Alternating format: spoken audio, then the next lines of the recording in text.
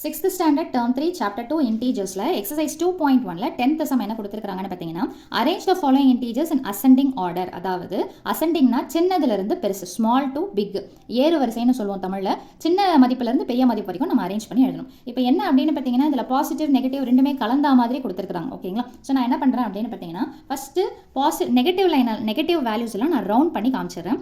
-11 இருக்கு, அடுத்தது -13, -15, -17, -19, -20. இப்போ அசெண்டிங்னா என்ன அர்த்தம்? சின்னதுல இருந்து பெருசு. அப்படி பார்க்கும்போது பாசிட்டிவா நெகட்டிவா எது சின்னதுன்னு பார்த்தீங்கன்னா நெகட்டிவ் தான் சின்னது. அப்போ நெகட்டிவ்ஸ் எல்லாத்தையுமே நம்ம ரவுண்ட் பண்ணி வச்சாச்சு. இப்போ இந்த நெகட்டிவ்லயும் எது சின்னதுன்றதை நம்ம பார்க்கணும்.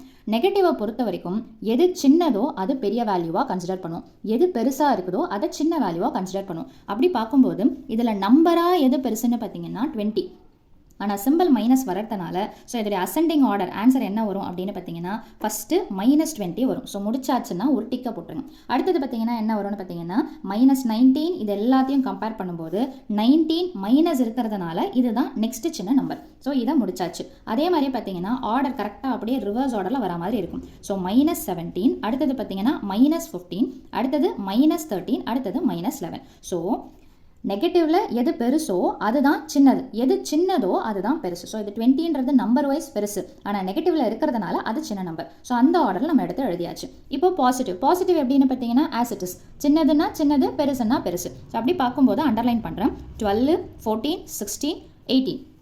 ஸோ இப்போ இதில் எது சின்ன நம்பர்னு பார்த்தீங்கன்னா 12. அதே ஆர்டராகவே இருக்குது. ஸோ அப்போ ஆர்டர் எடுத்து எழுதிங்கன்னா ஸோ 12, அடுத்தது 14, அடுத்தது 16, அடுத்தது 18. ஸோ இதுதான் அசெண்டிங் ஆர்டர். ஸோ அடுத்தது இதே மாதிரி மாடல் பாருங்கள். ஸோ ஃபஸ்ட் என்ன பண்ணலாம், நெகட்டிவ்ஸ் இந்த மாதிரி நீங்கள் ரவுண்ட் பண்ணுறீங்க, டிக் பண்ணுறீங்க, அண்டர்லைன் பண்ணுறீங்கன்னா இதெல்லாம் பென்சிலை யூஸ் பண்ணி பண்ணிக்கலாம். ஸோ ஃபஸ்ட் என்னென்னு பார்த்தீங்கன்னா நெகட்டிவ்ஸை நான் ரவுண்ட் பண்ணிடுறேன். -28, -5, -40, அடுத்தது -1. ஸோ இப்போ இதில் எது பெரிய நம்பராக இருக்குதோ அதுதான் சின்ன வேல்யூவாக இருக்கும். ஸோ அப்படி பார்த்தீங்கன்னா -40 தான் பெருசு. ஸோ இதோடைய அசெண்டிங் ஆர்டர் ஏறு வரிசை ஆன்சர் என்ன வரும்னு பார்த்தீங்கன்னா -40 எழுதியாச்சுங்களா. அடுத்ததில் என்ன இருக்குது, -28 தான் சின்ன நம்பர். ஸோ எழுதியாச்சு.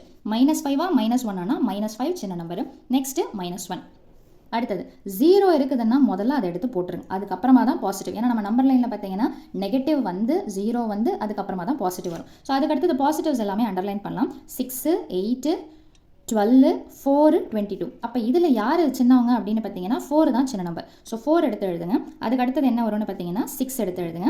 அதுக்கு அடுத்தது பார்த்தீங்கன்னா 8, தென் 12, அடுத்தது 22. ஸோ இதுதான் ascending order. So last some இந்த மாடலில் ஸோ சேம் கான்செப்ட். ஸோ -100, -1000, அடுத்தது -1, அடுத்தது -10. முதல்ல இதை முடிச்சிடலாம். பெருசாக இருக்கிறது தான் சின்ன வேல்யூ. ஸோ அப்போ -1000 ஃபஸ்ட்டு வந்துடும். அடுத்தது பார்த்தீங்கன்னா -100 நெக்ஸ்ட் சின்ன நம்பர், அடுத்தது -10ன்றது நெக்ஸ்ட் சின்ன நம்பர், அடுத்தது பார்த்தீங்கன்னா -1. ஸோ 0 இருந்தால் நெகட்டிவ் முடிஞ்ச பிறகு கண்டிப்பாக 0 தான் வரணும். அடுத்தது பாசிட்டிவ்ஸ் பார்த்தீங்கன்னா 10, 100, 1000, 1. அப்போ எது ஃபஸ்ட்டு வரும், 1 வரும். அடுத்தது ஆர்டரா 10, 100 and 1000. அவ்வளவுதான் இந்த சம்மோட சொல்யூஷன். தேங்க்யூ.